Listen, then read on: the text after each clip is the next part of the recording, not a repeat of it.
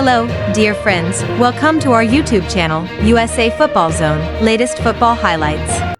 Can they pull it off? Could Ralf Rangnick's Austrian side, known for their intense high-pressing style, shock the reigning World Cup champions? This was the burning question leading up to the match on June 22, 2026. The answer, a resounding no. Argentina didn't just win 2-0, they delivered a masterclass in tactical execution. It was a scenario where their astute 4-4-2 diamond formation not only withstood the opponent's pressure but completely neutralized it. First, the Austrian team's tactics deserve praise. Under Ralf Rangnick, the squad operates entirely on the gegenpressing philosophy. The concept is simple yet potent, immediately winning back possession after losing it, especially high up the pitch, and launching lightning-fast attacks. This approach relies on coordination, chaotic energy, and sheer physicality. They often employ a 4-2-2-2 formation designed specifically for this purpose. Their two forwards pressure the opposing center-backs, while the two attacking midfielders behind them block central passing lanes, forcing play wide and trapping the opposition. Against Argentina, their game plan was clear and aggressive. Marcel Sabitzer appeared tasked with directly pressuring Argentina's primary ball-playing defender, Cristian Romero. From the left-back position, Konrad Laimer sought to pin down Argentina's right-back, Nahuel Molina. The objective was evident: suffocate the opponent by applying pressure in a specific zone, win the ball, and launch a potent counterattack. On paper, it was a dangerous strategy, one that had proven effective against other major European sides. But Argentina is no ordinary team. While Lionel Messi's goal and the 2-0 scoreline grabbed the headlines, the real magic lay in the subtle, intelligent adjustments made on the pitch. Coach Lionel Scaloni didn't just prepare his team to withstand Australia's pressure. He prepared them to completely neutralize it. He achieved this through a flexible 4-4-2 formation that seamlessly morphed into a diamond shape the moment they gained possession.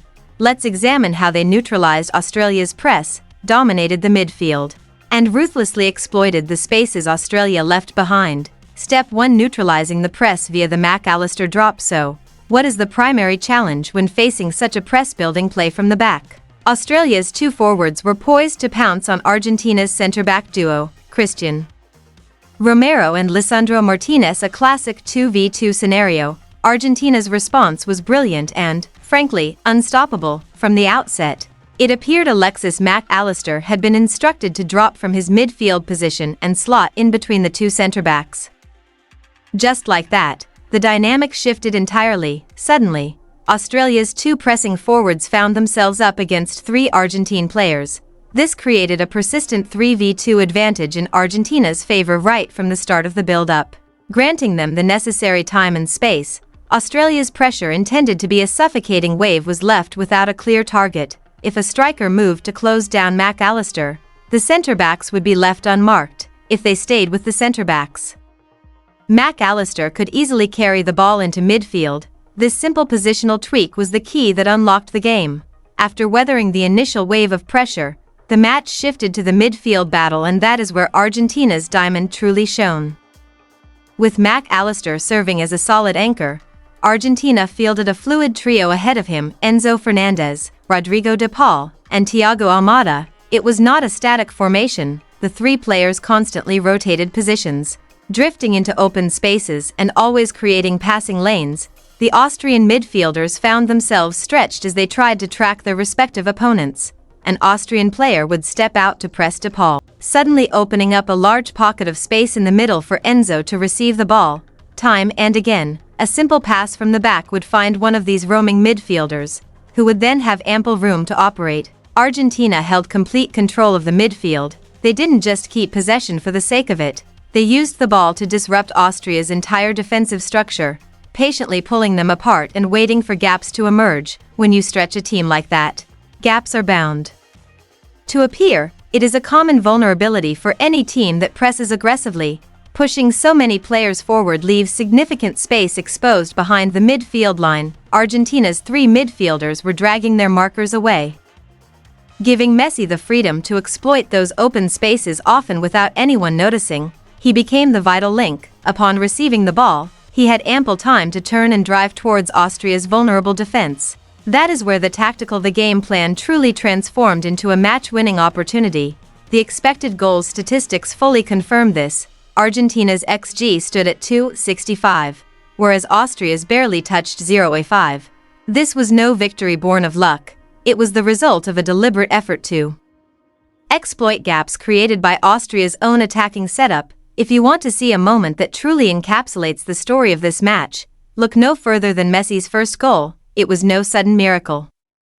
It was the outcome of Argentina's entire game plan. The attack unfolded exactly as intended, building play calmly from the back to create a 3v2 situation, easily bypassing Austria's initial press. The ball reached midfield, where Enzo Fernandez spotted space opened up by a decoy run from De Paul. He turned and drove forward, immediately forcing the Austrian defense to retreat. He passed the ball to Messi, who had arrived in that very space we mentioned, after a quick combination. Messi continued his run. He received a return pass at the edge of the box and fired it into the bottom corner with his famous left foot.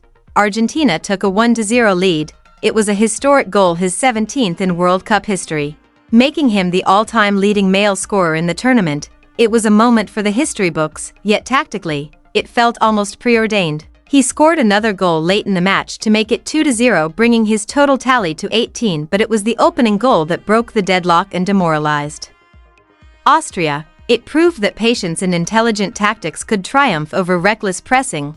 Pre-match reports suggested that Ralf Rangnick was well aware of Argentina's tactical acumen and ability to adapt during the game, and that proved to be true.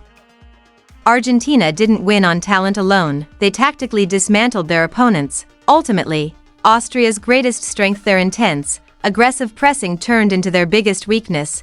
One could even argue that against such a sophisticated side, this strategy was not merely reckless but suicidal. It created gaping holes on the pitch that Argentina's midfield easily exploited.